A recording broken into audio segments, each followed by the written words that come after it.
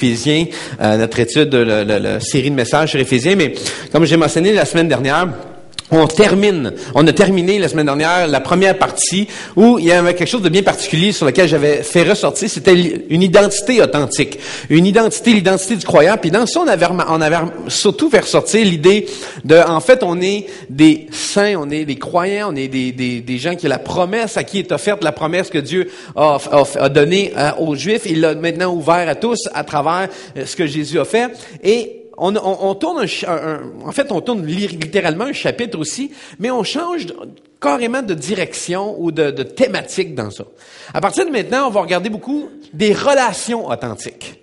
Parce que souvent dans la vie, c'est une des choses que je remarque,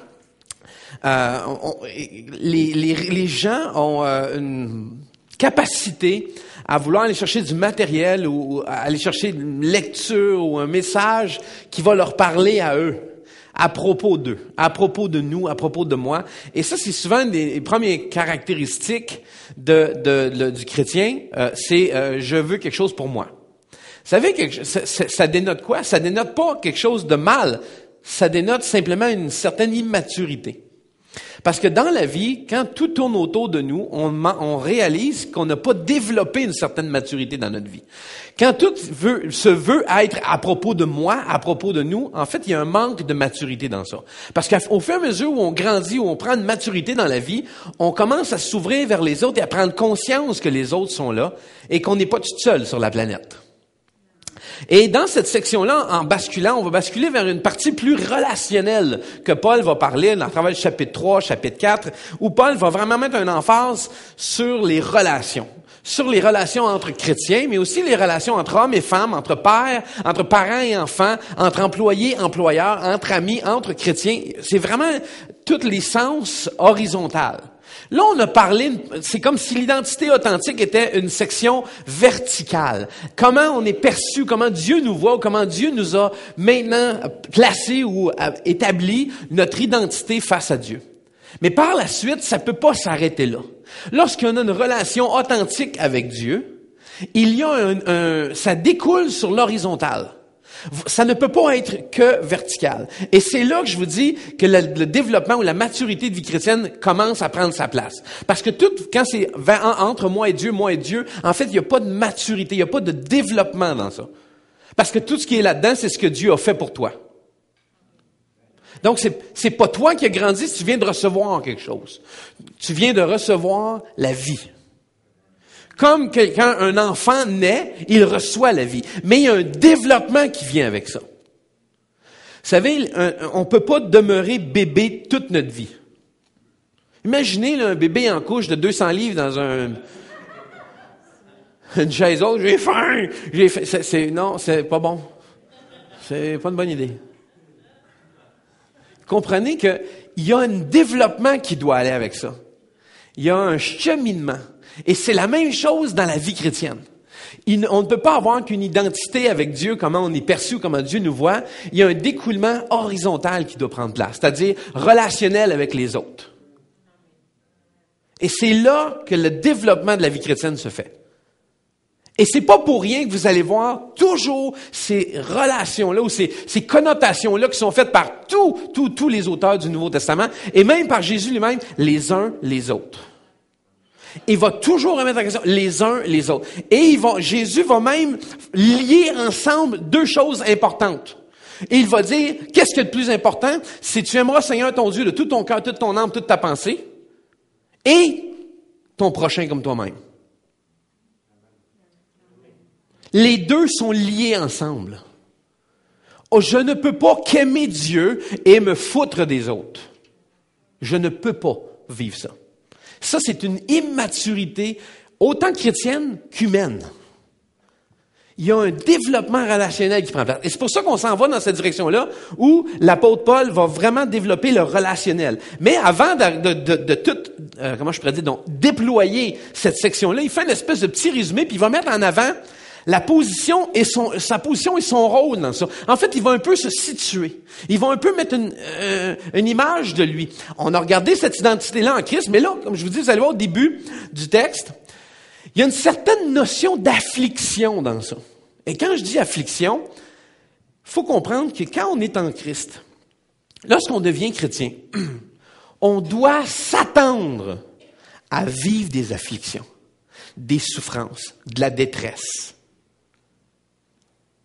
Ça commence mal un message, je sais. Mais la Bible ne fait jamais la promesse que dans cette vie, vous n'auriez jamais de souffrance, de maladie, d'affliction, de détresse ou quoi que ce soit. La Bible ne fait jamais mention de ça. Elle ne promet pas une vie immunisée si tu te convertis. Jésus n'a jamais promis ça. En fait, il a plutôt promis le contraire. En disant, si tu me suis, tu es mon disciple, tu vas vivre des persécutions. Tu vas avoir des persécutions. Ça va venir, ça. Donc, cette immunité-là qu'on essaie, pas une immunité, mais cette notion-là idéaliste de dire, mais maintenant que je suis chrétien, comment c'est que je vis toutes ces choses-là? Pourquoi est-ce que je suis affligé? Pourquoi est-ce que je vis des souffrances? Pourquoi est-ce que? C'est exactement là, parce que le problème qui se passe, c'est qu'on regarde notre identité avec Dieu, et au lieu de développer les relations avec les autres, on compare nos situations avec les autres. Comment se fait que moi, j'ai une garde, Seigneur, avec toi, puis regarde lui, pourquoi il vit ça, lui, puis lui est correct, puis pourquoi moi je vis ça? Nous faisons une comparaison de nos relations avec Dieu. En fait, c'est comme si on n'était que des cylindres, tout un à côté de l'autre, qui avaient une relation que simplement avec verticale. Mais le problème avec ça, c'est que vous demeurez bébé spirituel. Vous ne grandirez jamais. Et vous allez toujours vivre le même syndrome. Pourquoi moi, je fais pitié? Qu'est-ce que j'ai fait? Moi, je vais arrêter. Si c'est comme ça, je lâche le christianisme. Si c'est comme ça, moi, j'arrête de suivre Jésus. Ah ouais? C'est parce que ça fait partie. Tu dois t'attendre à ça. Les afflictions, les détresses. Je sais que ça commence mal le message. Je sais. C'est comme, moi-même, je faisais l'introduction, puis je me disais, ça va pas vraiment être intéressant, ça. Il me semble que ça va pas dans la bonne direction. Mais tenez bon, OK? Tenez bon pour entendre ce que Dieu... En fait, je veux que tu entendes ce que Dieu a pour toi aujourd'hui. On va regarder ensuite le titre de notre message aujourd'hui, c'est le ministère et moi. Et le moi, c'est la personne qu'on va parler, Paul. Paul, prisonnier de Christ. On va aller ensemble au premier verset 1 du chapitre 3. On va faire du verset 1 à 13 aujourd'hui, Éphésiens chapitre 3, verset 1, qui dit « C'est pourquoi moi, Paul, le prisonnier de Jésus-Christ, pour vous, les non-juifs. » C'est intéressant, ça. Paul détourne l'attention de eux vers lui. Il est en train de dire « Vous, là, mais là, c'est moi, là. Je parle de moi, là. » Il va parler de sa condition. Paul est en prison. Savez-vous pourquoi Paul est en prison? Parce qu'il a partagé la bonne nouvelle de l'Évangile. En fait, il a témoigné à des gens, il a prêché à des gens, puis il s'est ramassé en prison. Donc, il dit, pour moi, Paul, le prisonnier, et ce qui est intéressant, c'est pour ça que je souligne quelque chose là-dedans. Il y a deux petits points que je veux vous faire remarquer. Le premier, c'est, à la fin, il dit, Jésus-Christ, pour vous, les non-juifs. Et il est en train de leur dire, il est en train de spécifier, parce que vous savez, si vous étiez là les autres semaines, on a parlé beaucoup de la comparaison entre juifs et non-juifs, entre juifs et païens, gentils. Vous vous souvenez de ça un peu, cette comparaison où il fait, pendant les 2 premiers chapitres, il fait souvent cette comparaison-là, qu'à un moment donné, ils sont plus qu'un. Il y a plus de distinction, il y a plus de marque entre les deux, c'est une seule et même famille. Les non-juifs, et tout le monde a bien saisi ça, on l'a regardé ensemble, c'est bon. Paul fait une affirmation intéressante et importante. En fait, il est en train de dire, mon appel, c'est vous, les non-juifs. À vous, c'est pour vous. Et il fait un lien qui est super intéressant dans le texte. C'est que quand Paul il parle qu'il est en prison, il fait une référence directement avec le verset 13, qui est le dernier verset aujourd'hui. Mais je veux les mettre ensemble pour que vous puissiez comprendre. Et regardez bien, je vais les lire d'un bout à l'autre. C'est pourquoi moi, Paul, le prisonnier de Jésus-Christ, pour vous, les non-juifs, aussi je vous demande de ne pas perdre courage en pensant aux détresses que je connais dans mon service pour vous. Elles contribuent à la gloire qui vous est destinée. Paul est en train il y a un lien dans ça. En fait, la raison pour laquelle je suis emprisonné, soyez pas découragés de ça. Ne vous découragez pas parce que je suis en détresse ou parce que je suis en prison. Mais plutôt, ça sert à aider ou à votre destinée à vous. C'est Dieu qui utilise cela pour vous. Paul se voyait, j'aime tellement qu'il ait mis ça, parce qu'à chaque fois que vous allez lire que Paul est emprisonné, il ne va jamais marquer qu'il est en prison à cause de Rome, à cause de César, à cause d'Hérode. Il ne va jamais marquer ça. Il va toujours écrire « prisonnier de Jésus-Christ ». Il marque toujours « prisonnier de Jésus-Christ ». Puis là, moi, ça m'avait tiqué un petit peu, ça. Je me disais, mais c'est quoi l'idée? Prisonnier de Jésus-Christ, puis après ça, je me disais, ah oui, il est son serviteur. C'est ça. Non, mais dans les faits, il est prisonnier de César et de Rome. OK? On s'entend-tu, là? En fait, la personne qui l'a mis en prison, humainement, c'est Rome. C'est les Romains qui l'ont emprisonné. OK? OK. Paul se voyait comme prisonnier de Jésus-Christ et non de Rome ou de César. Savez-vous pourquoi? Parce que, et c'est ça qu'on va voir entre les deux dans le texte, c'est que Paul va se dire, ce n'est pas Rome ou César qui détermine le résultat de ma vie, c'est Jésus. C'est Jésus qui a domination sur ma vie. C'est Jésus qui décide si je reste ici ou si je m'en vais. C'est pas Rome, c'est pas César qui a le dernier mot, c'est Jésus qui a le dernier mot. Et c'est pour ça qu'il se dit, mais moi je suis prisonnier, mais de Jésus-Christ. La raison est évidente, pourquoi? Parce que à chaque fois qu'on lit les lettres de Paul, il savait que Jésus était celui qui était la raison pour laquelle il est en prison. Et moi, je trouve qu'il y a une formidable leçon pour nous autres là-dedans. On devient souvent inquiet ou anxieux dans les situations difficiles de nos vies, lorsqu'il arrive de la maladie, lorsqu'il arrive des moments plus sombres, de souffrance, d'affliction, de détresse.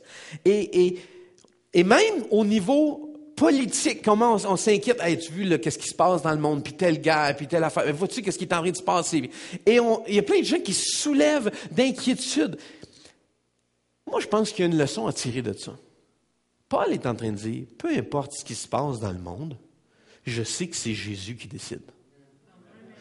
Ma vie est entre ses mains. Et peu importe ce que les humains, les hommes, les pouvoirs politiques, les gens peuvent dire, peu importe, c'est Jésus qui décide si je reste en prison ou si je sors de prison. Et ça, on va le voir à d'autres endroits où Paul, à un moment donné, est emprisonné. Mais il ne restera pas là. L'ange de l'Éternel va venir, va ouvrir les portes, va briser les chaînes, il va le faire sortir de prison. C'est comme tu ne resteras pas là. Quand Dieu décide de quelque chose, il n'y a personne qui peut l'arrêter. Alors, si vous êtes dans une situation aujourd'hui, je vais vous encourager. Dieu sait ce que vous êtes en train de vivre.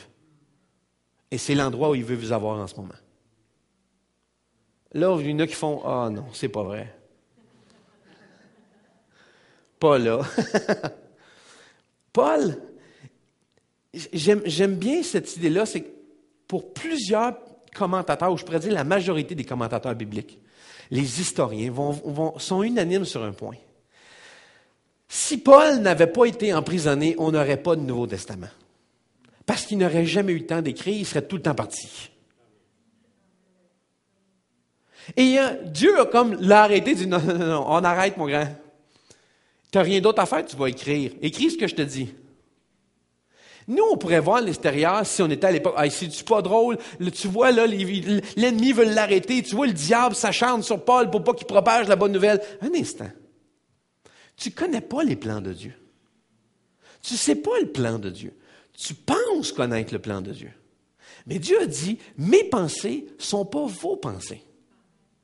Mes voies ne sont pas vos voies. Je ne passe pas par le même chemin que vous auriez pris. J'ai un autre chemin que je prends. Et c'est exactement ce qu'il a fait avec Paul. Si Paul était en prison, on doit remercier Dieu qui est emprisonné. Aussi étrange que ça peut se paraître. Parce qu'à cause de ça, il a pris le temps d'écrire. Et c'est pour ça que je crois que Dieu l'a arrêté. Il dit, Paul, il faut que tu écrives. Je veux que tu laisses. Je veux que tu écrives à telle église. Et aujourd'hui, on a cet héritage-là. Et sur le Nouveau Testament, la grande majorité des lettres du Nouveau Testament sont écrites par Paul. Et c'est extraordinaire. Sinon, on n'aurait probablement pas grand-chose de ça. Paul se voyait prisonnier de Jésus. Les chrétiens deviennent souvent découragés. On devient souvent découragés à cause des afflictions, des souffrances. On se sent insécure puis coupable face à ça parce que On sait que Dieu est bon, que Dieu nous aime, il nous accorde sa grâce, mais en quelque part, là, authentique, là, parfois notre christianisme peut sembler pas fonctionner. Ça marche pas l'affaire. Ça fonctionne pas. Parce qu'on souffre, parce qu'on est en difficulté, parce qu'on est en affliction, en détresse. Ça fonctionne pas, mon christianisme. On dirait qu'il n'y a pas de gaz. Ça avance pas. Si seulement on avait la foi comme cet apôtre-là avait, qui a compris clairement que César n'était pas en contrôle, mais que Jésus est en contrôle. Et que ce que tu es en train de vivre en ce moment dans ta vie, oui, l'objectif de Dieu est toujours de nous guérir, de nous restaurer. Mais il n'y a rien qui arrive pour rien. Et peu importe la gaffe que tu penses avoir fait, Dieu dit, ce n'est jamais irrécupérable.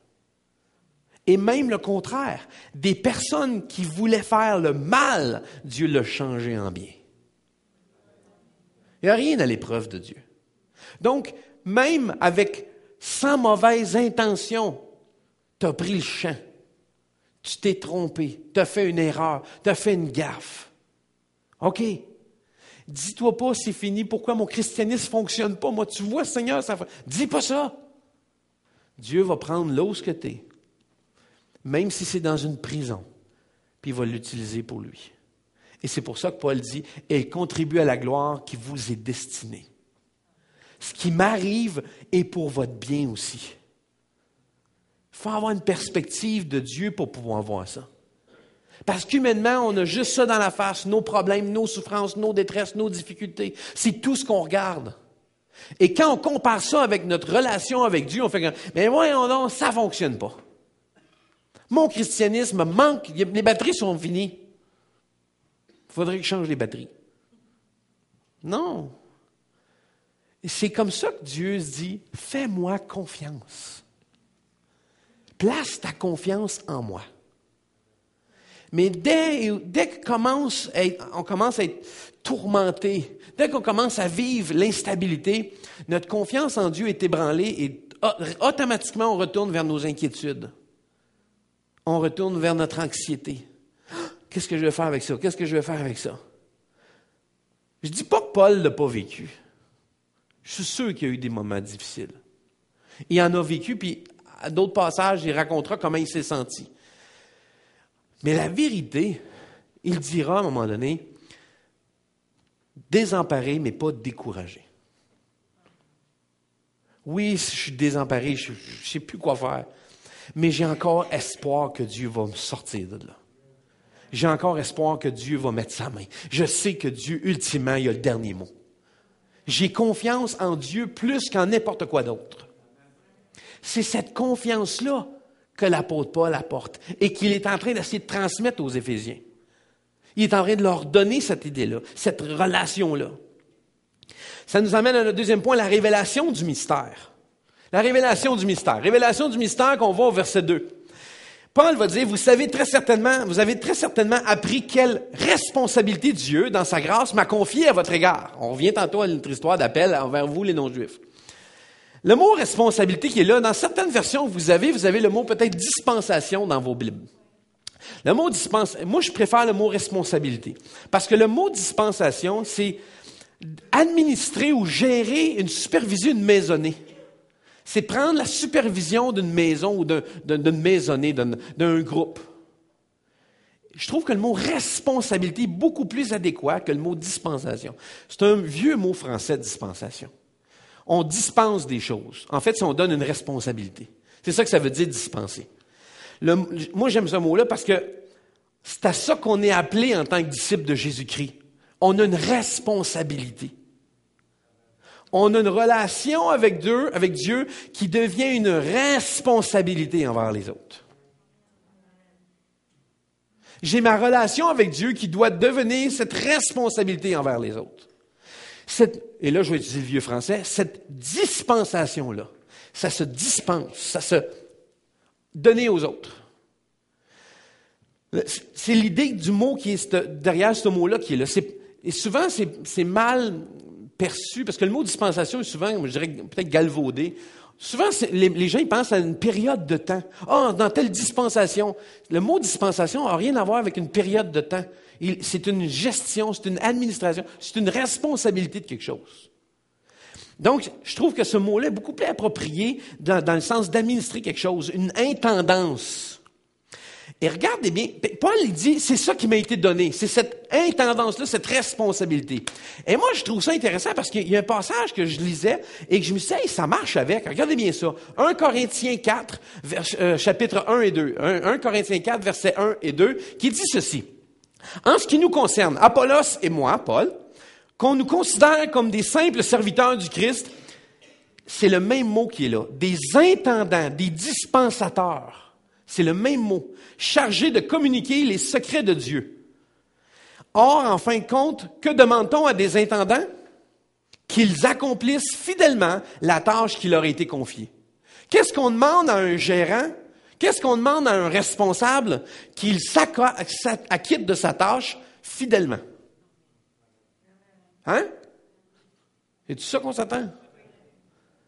Lorsque vous donnez ou vous dispensez une responsabilité à quelqu'un, lorsque vous lui donnez une responsabilité, ce que vous attendez, c'est qu'il accomplisse cette tâche-là fidèlement. C'est exactement ce que Paul dit. Voici, on a une tâche, on a une responsabilité qui nous est confiée. Qu'est-ce qu'on s'attend de quelqu'un qui a une responsabilité? Bien, c'est qu'il accomplisse sa tâche fidèlement. Et là, j'ai souligné un mot là-dedans. Secret de Dieu. Si vous voulez aujourd'hui, j'ai quelque chose pour vous. J'ai une tâche. J'ai un poste pour vous. Si vous voulez vous engager, j'ai un poste. Agent secret. Dans le royaume de Dieu, vous pouvez devenir agent secret. Vous allez être undercover Christian. Vous allez aller partout. Vous allez être des agents. Des agents de quoi? Des secrets de Dieu. Jusque-là, c'est fun, hein? Ce qui est intéressant, c'est que on peut aller au verset 3. Regardez bien. Souvenez-vous, là, les secrets de Dieu, verset 3. Verset 3, il dit, par révélation, il m'a fait connaître le secret de son plan, que je viens de résumer en quelques mots. Qu'est-ce qu'il vient de dire? En fait, il parle de ce qui est fait juste avant. Les chapitres qu'on vient de regarder. Je viens de vous résumer en quelques mots, c'est quoi le secret de son plan. Et ce qui est intéressant, c'est que je vous ai dit, tantôt on voyait les plans secrets de Dieu, puis là on voit le secret de son plan. C'est le même mot en grec qui est là, le mot mystère, ou mystérion. Ça veut dire la même chose, ça veut dire qu'il a été caché puis qui a été révélé. C'est comme c'était caché puis là tu l'as trouvé. C'était un mystère puis là ça ne l'est plus. C'est rendu une vérité. Suivez bien ce que je vais vous dire. Ça commence comme un mystère. Et ça se développe en une vérité. Ça commence comme quelque chose qui est caché, entre guillemets, c'est comme qu'on ne comprend pas, qu'on ne sait pas trop. Et quand on vient à Dieu, quand on vient à lui, il nous révèle, puis on fait « Oh my God! » Tu sais, ces moments-là qu'on a dans notre vie, « Ah, wow! » Les « Ah ». Hein? Ça vous arrive-tu ça dans la vie, ça? Tu sais, il y a des affaires, des fois... Affaire qu'on ne dit pas à personne. Tu sais, des fois, on n'a pas compris quelque chose, puis on a fait comme, hey, je viens de comprendre ce que ça voulait dire. Je ne dirai pas à personne, mais là, je suis content, je le sais. On fait, c'est ça, ça voulait dire. Il y a ces moments-là, les moments, ça passe d'un mystère à une vérité. Et là, ça fait, je comprends pas. Je viens de comprendre. C'est ça que la parole que Paul essaie d'apporter aux Éphésiens. C'est ce que j'essaie de vous apporter à chaque semaine. On ne comprend pas ce qui est là. OK. On va pratiquer. On passe du mystère. Et là, on arrive à la vérité. Voyez? C'est ça.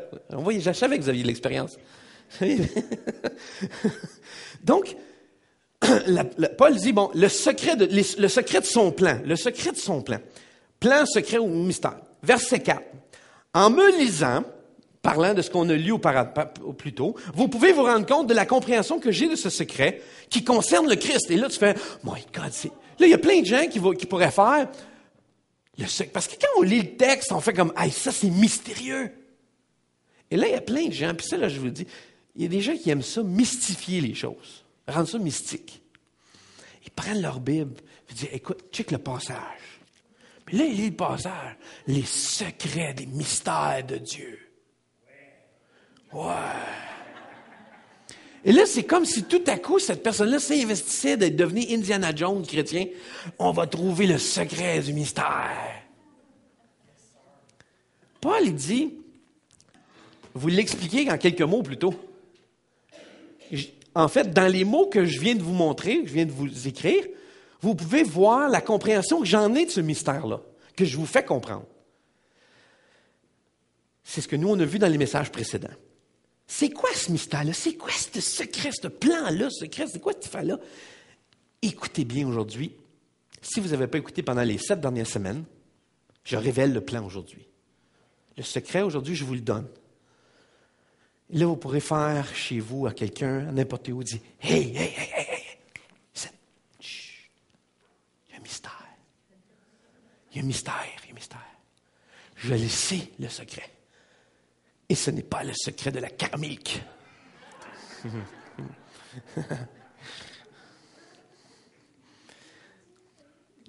C'est quoi ce mystère-là? Regardez bien ça. Verset 5. Le verset 5 qui nous dit ceci. « En effet, Dieu ne l'a pas fait connaître aux hommes des générations passées comme il l'a révélé maintenant par le Saint-Esprit à ses apôtres, ses prophètes, qu'il a consacrés à son service. » Il ne l'avait pas fait avant. Mais là, il fait. Il y a une comparaison dans la structure du verset. Et j'ai mis la comparaison ensemble. Regardez bien ça. Je peux avoir la prochaine diapo? Regardez bien. Première chose, fait dans les autres générations, puis après ça, il va écrire, mais maintenant, il l'a révélé. Avez-vous la comparaison qu'il fait? Au début, après ça, il va dire, il ne l'a pas fait connaître, mais après, il va dire, il l'a révélé maintenant par son Saint-Esprit. Et dans la même phrase, regardez bien, il va dire, il ne l'a pas fait connaître aux hommes, mais il l'a révélé à ses apôtres et ses prophètes. Il y a comme une comparaison. Regardez, là, avant, c'était comme ça, puis maintenant, c'est comme ça. Mystère. Vérité. Comment? Vous manquez les punchs. Il y a cette comparaison-là qui est faite en 2 sections, là. Mais dans le même verset, là. Est-ce que vous me suivez? Oui. Paul est en train, je vous l'ai dit, c'est bien important, il est en train de vouloir défaire toute la patente, de dire, regardez bien le mystère, c'est quand même simple. Là. Ce qui était caché avant, maintenant, il ne l'est plus. Ce qui était caché aux hommes a été révélé aux apôtres, aux prophètes pour l'enseignement qui a été donné. Le secret, là, vous voulez le savoir. Tout le monde veut le savoir. Tout le monde devrait le savoir. Verset 6. Et ce secret, c'est que, par leur union avec Jésus-Christ, les non-juifs reçoivent le même héritage que nous, les Juifs. Ils font partie du même corps et on part à la même promesse par le moyen de la bonne nouvelle.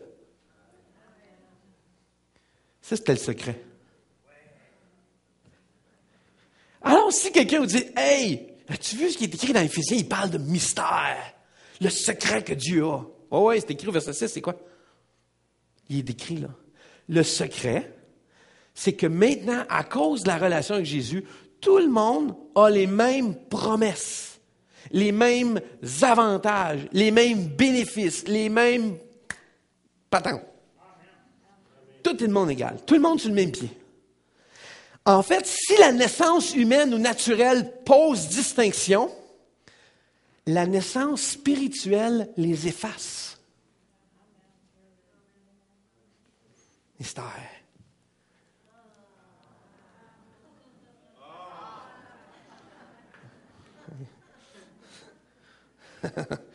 Donc, il y a où on passe de ce mystère-là vers la vérité, de celle de, parce que maintenant on est en Jésus-Christ, il y a cette union-là qui est en tous. Pourquoi Paul fait ça? Paul est en train de mettre un fondement bien simple. Parce qu'il veut parler à tout le monde. Et il veut que tout le monde comprenne les relations dont toutes sur le même niveau. Il est en train d'enlever les distinctions. Il est en train d'enlever les murs de séparation. Il est en train d'enlever ce qui coupait avant, ce qui distinguait chacun. Il est en train de enlever ça en dessous en disant, regarde, c'est pas en surface, c'est à la base, c'est à la racine que tu as été changé.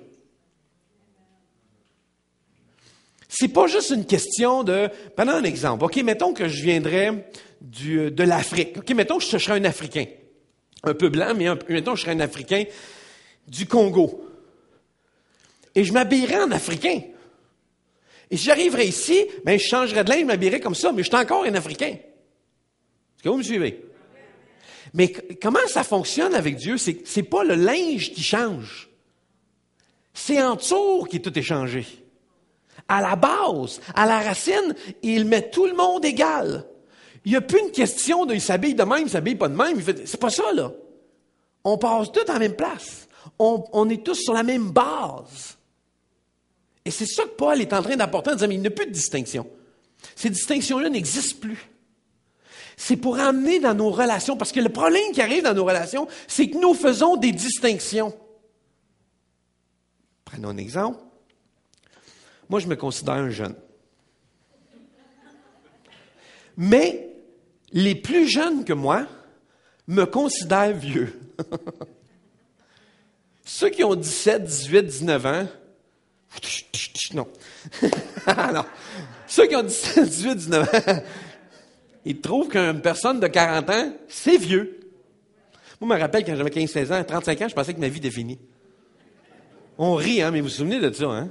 Quand on est jeune, on se dit, hey, à 40 ans, qu'est-ce qu'on fait dans la vie? Je n'ai plus de vie. Ça doit être plate, hein?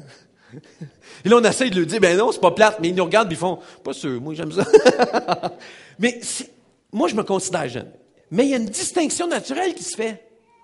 C'est-à-dire que les plus jeunes me considèrent plus vieux, puis les plus vieux me considèrent jeune. Mais il y a toujours ces distinctions-là dans la vie. Partout, naturellement, il les a. Et le problème qui se passe, c'est que Paul il dit, mais si on n'arrive pas à venir tous sur la même base, les distinctions demeurent. Et on ne traite pas les gens de la même façon. Et c'est ça qui devient problématique dans nos relations. Nous faisons des distinctions. Combien de fois, c'est pas quelque chose qu'on dit, mais c'est quelque chose qu'on fait dans nos gestes. Des gens qui ne sont pas d'accord avec nous, il y a nous et eux. Hein? Quand des gens n'ont pas la même opinion que nous, il y a nous et eux. On vient de faire une distinction. C'est pas qu'on n'a pas le droit d'avoir, on peut pas avoir des opinions différentes, c'est pas ça le point. C'est dès qu'on fait ça, on met des murs de séparation. Et Paul est en train de dire, attendez, c'est parce que les relations ne peuvent pas fonctionner sur cette base-là. Et il est en train de mettre le fondement de ça. Il est en train de remettre le fondement, toutes les choses à sa place. On s'en va un petit peu plus loin. Comme je vous ai dit, la naissance naturelle apporte des distinctions, la naissance spirituelle, la nouvelle naissance, enlève, elle les efface, les distinctions, elle. Lorsque tout le monde arrive à la croix, lorsque tout le monde naît de nouveau, lorsque quelqu'un suit Jésus, décide de donner sa vie à Jésus, peu importe le background qu'il a, d'où il vient, il arrive à la même place que les autres. Il n'y a plus de distinction. Il n'y a plus de juifs, non-juifs, de hommes, femmes, noirs, blancs, jeunes, vieux. Il n'y a plus de ça. Ça n'existe plus à la croix. Paul veut nous emmener tous à cet endroit-là. Parce que quand on base nos relations de là, tout le monde est égaux. Tout le monde est pareil devant Jésus. Pourquoi? Là, et ça commence loin. Ça commence, et là, on n'est pas dans Romains, là, mais ça commence quand Paul parle dans Romains, il va dire, « Car tous ont péché. » Ou « Tous sont pécheurs. » C'est pas un verset qui est super le fun à dire aux nouvelles de 6 heures. Tout le monde va dire, mais il est fou, lui. De ton point de vue, tu as raison. De ta façon de penser, tu as raison. C'est parce qu'il y a le mystère et il y a la vérité. Hey, merci, j'ai un partisan solide. Et là, ça nous amène un petit peu plus loin. On arrive à la déclaration du mystère. 3e point, déclaration du mystère. Paul choisit pour... Est-ce que Paul a été choisi pour ses qualifications pour être appelé à faire ça? Pas selon lui, puis selon le texte qu'on va lire. Verset 7. Verset 7 dit, « C'est de cette bonne nouvelle que je suis devenu le serviteur.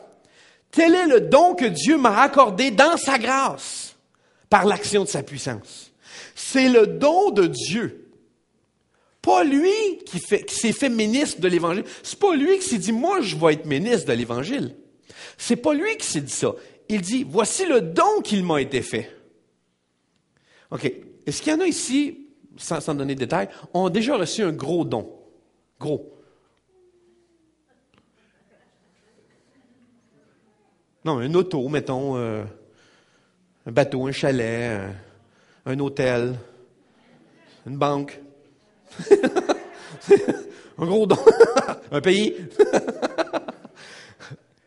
Qu'est-ce que je veux dire? Je veux juste vous emmener à faire... Je fais exprès d'exagérer. Je veux vous faire comprendre. Quand on reçoit quelque chose, c'est pas parce que j'ai travaillé pour que je l'ai mérité. C'est quelque chose qui m'a été donné. C'est exactement ce que Paul fait, là. T'en train de dire? C'est le don de la grâce de Dieu. C'est parce que lui me l'a donné. C'est pas quelque chose que j'ai acquis. C'est pas quelque chose que j'ai gagné. C'est quelque chose qui m'a été donné. Lorsqu'on lit ce passage-là, je trouve qu'il y a une relation super intéressante parce qu'il parle le don qui lui a été donné dans la grâce de cette bonne nouvelle, de je suis devenu le serviteur ou celui qui dispense ou celui qui partage cette bonne nouvelle-là. Et à la fin, il dit par l'action de sa puissance. Et moi, je trouve que ça ressemble beaucoup à Acte 1.8. Acte 1.8, regardez bien ce que ça dit. Mais le Saint-Esprit descendra sur vous. Regardez ce bout-là. Mais vous recevrez sa puissance et vous serez mes témoins. Et là, c'est les villes et toute la place, là, jusqu'au bout du monde. Il y a cette même idée-là de j'ai reçu cette puissance-là qui a fait de moi ce témoin-là, qui a fait de moi ce dispensateur, cet administrateur, ce responsable de partager la grâce de Dieu et la puissance de Dieu à travers le Saint-Esprit. C'est comme ça que Paul se voit. Mais moi, en fait, ce que je voulais, pourquoi vous amener ça, c'est je veux vous amener un réconfort dans ça. Peut-être que parfois, ou peut-être aujourd'hui, vous vous voyez indigne, que vous ne méritez pas ce que Dieu vous donne ou que Dieu vous appelle à quoi que ce soit. Peut-être que vous vous sentez comme ça. Peut-être que vous ne pensez pas que Dieu a le droit de vous aimer ou que vous méritez qu'il vous aime. Mais regardez bien ceci, verset 8.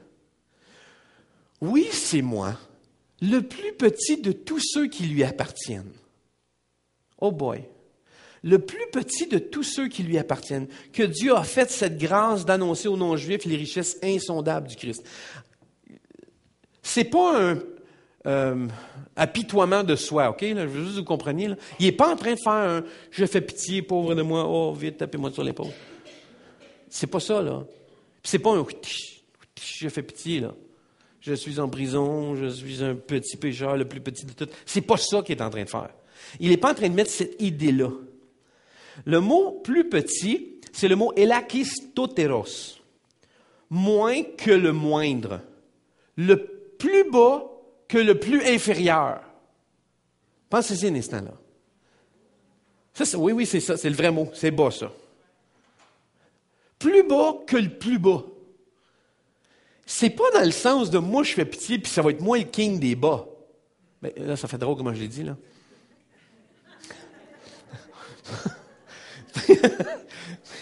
C'était pas ça que je voulais dire. Là.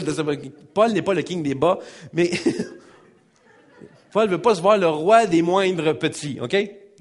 Paul, c'est pas l'idée d'être le meilleur des pires.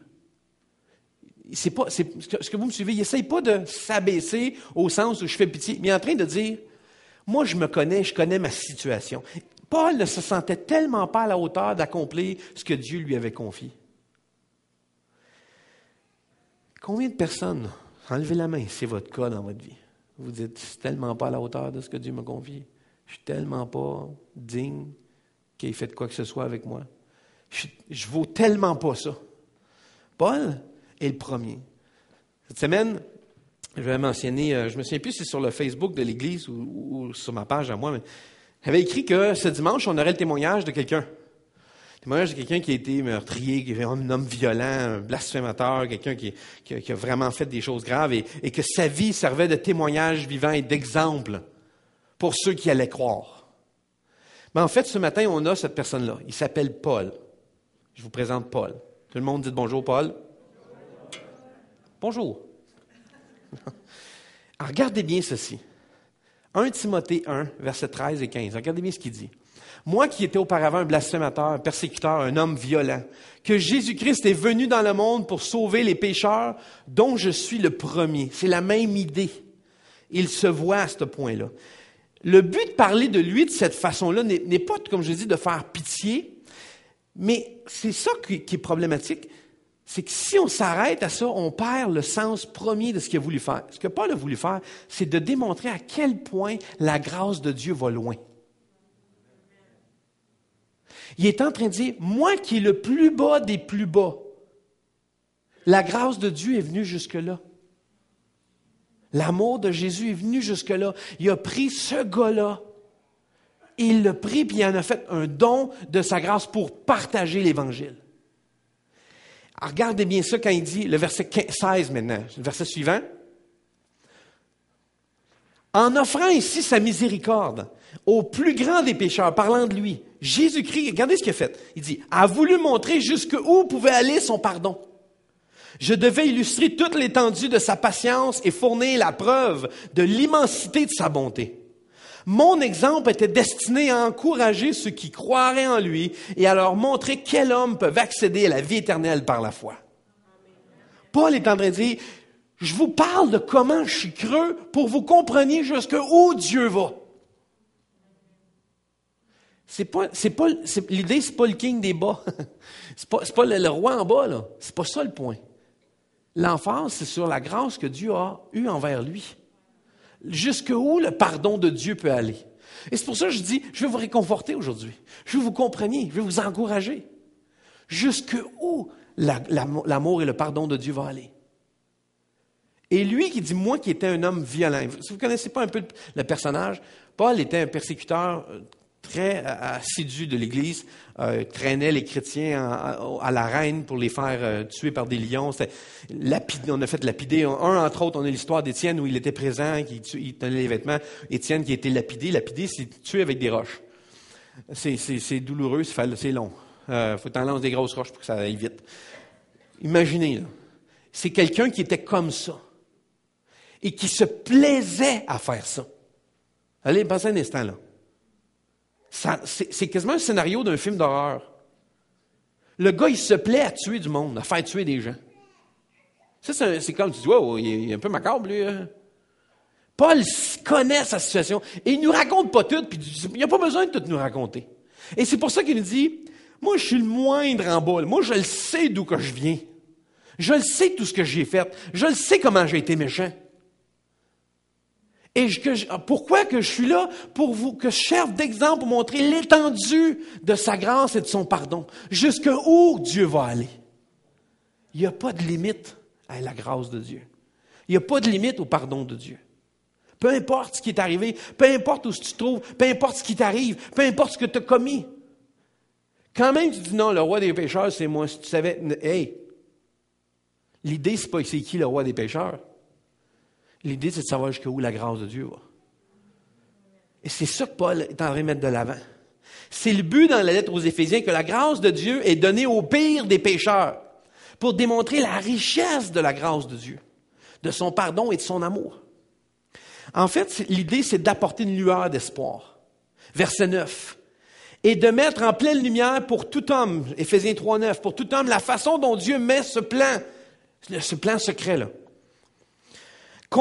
Ce plan à sa complète réalisation. Ce plan, le Dieu qui a créé toutes choses, l'avait tenu caché en lui-même de toute éternité. Il le dit, c'était un mystère avant. Et là, c'est révélé. C'est ça. C'est ça que Paul est en train de dire. Avant, c'était caché. Dieu ne l'avait pas révélé à personne. Mais là, il l'a révélé à tout le monde. À tous les hommes.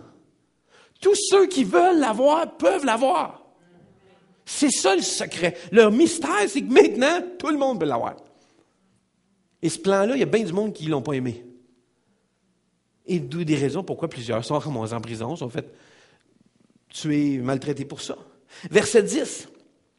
Par cette mise en lumière, les autorités et les puissances dans le monde céleste peuvent connaître, et là j'aime ce bout-là, par le moyen de l'Église, les aspects infiniment variés de sa sagesse. Il y a quelque chose que Paul met en évidence. Il y a un moyen que Dieu a choisi pour apporter la lumière et l'espoir au monde. C'est l'Église.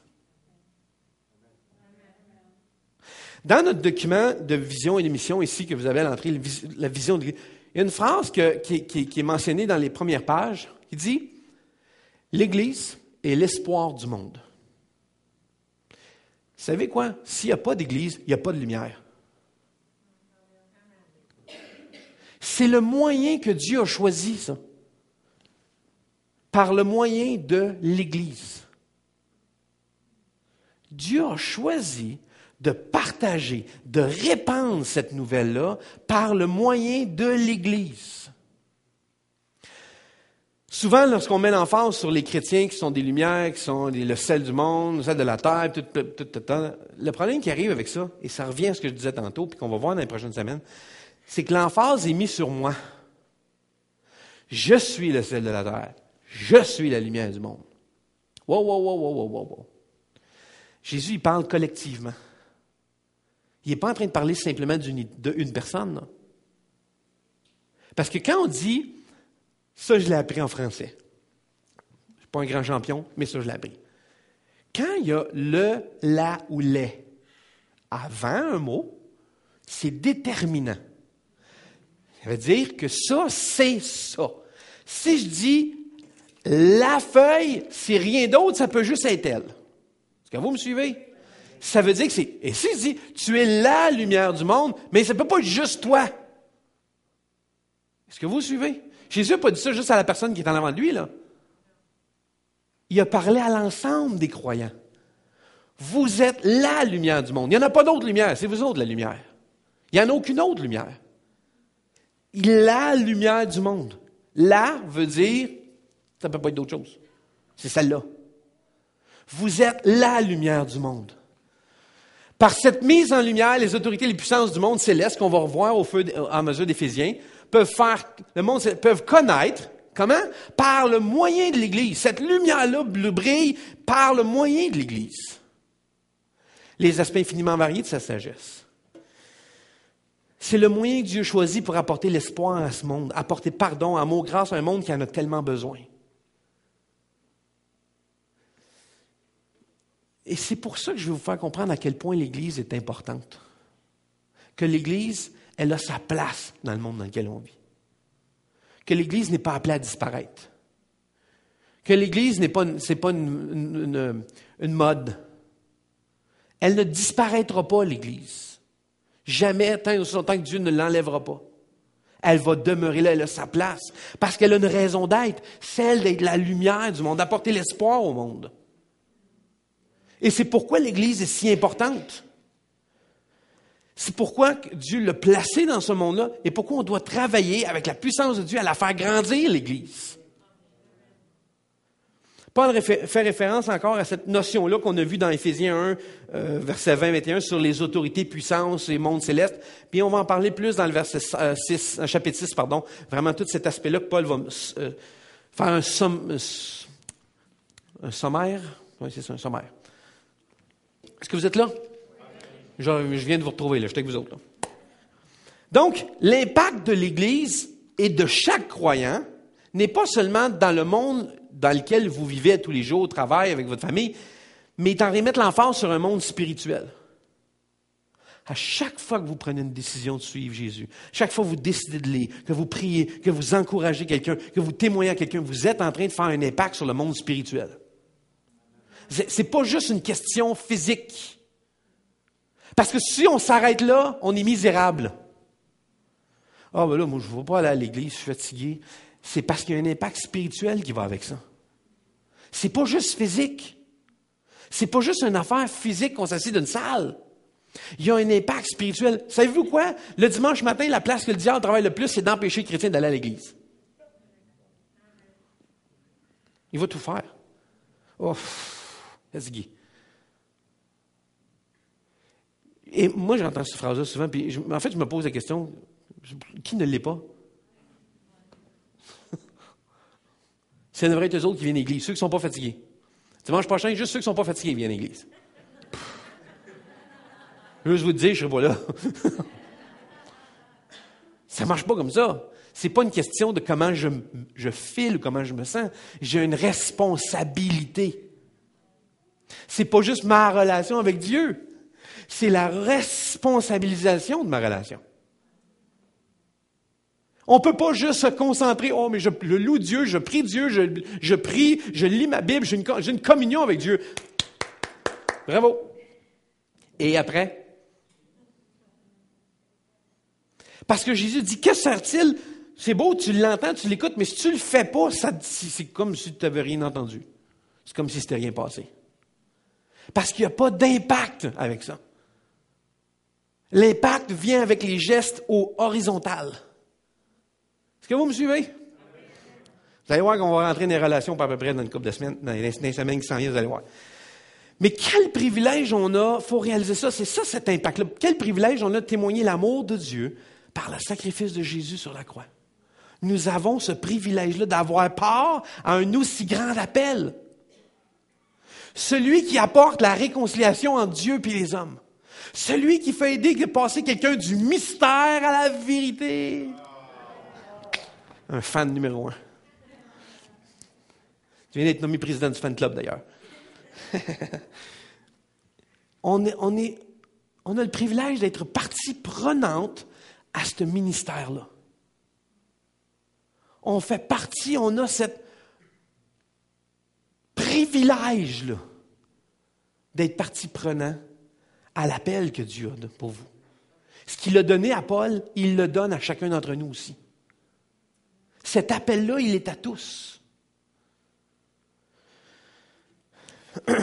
Verset 11. Cela s'accomplit conformément à ce qui a été fixé de toute éternité et ce qui est réalisé dans le Christ Jésus, notre Seigneur. Le message de l'Église, vous allez voir, a des racines éternelles. C'est le plan que Dieu a depuis toujours fixé de toute éternité. Depuis toujours, Dieu a eu ce plan-là. Verset 12, étant unis à lui par la foi en lui, nous avons la liberté de nous approcher de Dieu avec assurance. Nous avons la liberté de s'approcher de Dieu avec assurance. Moi, je trouve que c'est quel encouragement pour Paul, ses lecteurs, et pour nous autres. Aucune souffrance, difficulté, problème, affliction, détresse ne peut vaincre si on peut se souvenir qu'on peut toujours entrer dans la présence de Dieu. Tout le temps. Avec assurance. De demander son aide puis de savoir qu'il nous accorde cette aide-là. Toujours. À jamais, n'importe quand. Que nous, créatures humaines et faibles, frêles que je suis, on peut venir avec assurance et confiance devant le Père qui nous attend à chaque instant avec joie et amour. Sans arrêt, sans relâche, sans interruption de service.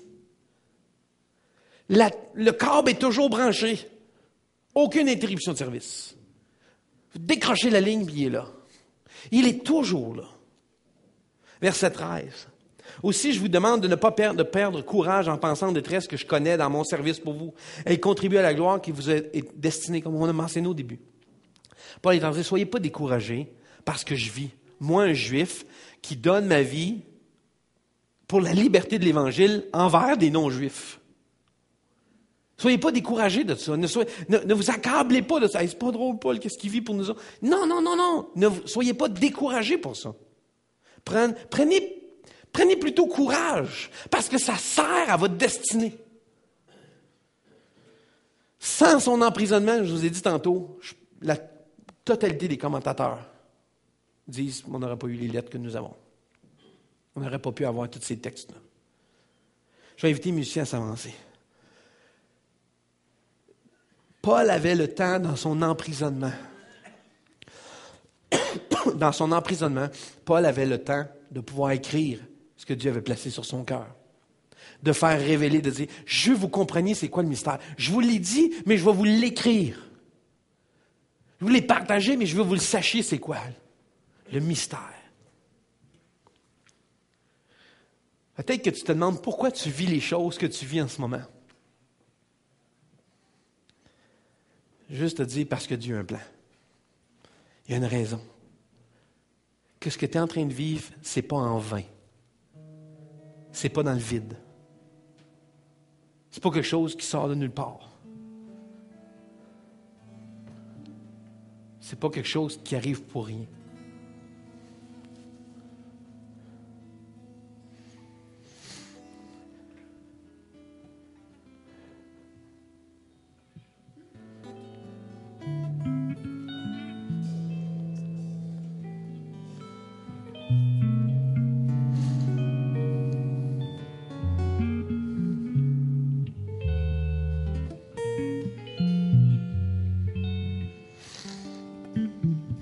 bizarre, ça. Ça sonne étrange, hein? OK, on va arrêter ça. Vous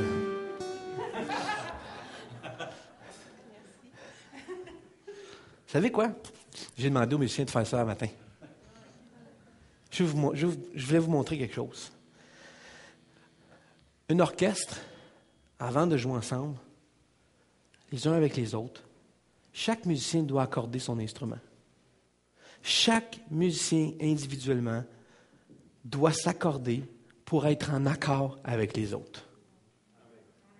Si vous allez à un concert de musique classique, symphonique, si vous arrivez plus tôt, vous vous asseyez dans la salle, vous allez entendre plein de bruit. Et ce sont tous les instruments qui sont en train de s'accorder. Ça sonne bizarre. Mais vous savez quoi? Sans ce moment-là, sans ce bruit cacophonique, sans cette période-là de s'accorder, la pièce de musique ne serait jamais aussi belle qu'elle peut l'être. Vous savez quoi? De plusieurs façons, l'Église est comme un orchestre. Et quand tout le monde joue la même pièce, on peut essayer que ça donne. Quand tout le monde s'accorde individuellement et ensuite se mettre d'accord sur ce qu'ils vont faire. Ils se mettent à jouer ensemble d'un même accord. L'idée des relations, c'est exactement ça. L'Église est un peu comme un orchestre, un peu de cette façon-là. On est tous différents, mais on est unis dans le corps de Christ, qui a pour but de produire ce son magnifique, qui rayonne partout pour tous ceux qui doivent l'entendre. Mais par contre, trop souvent, on n'est pas accordés les uns avec les autres.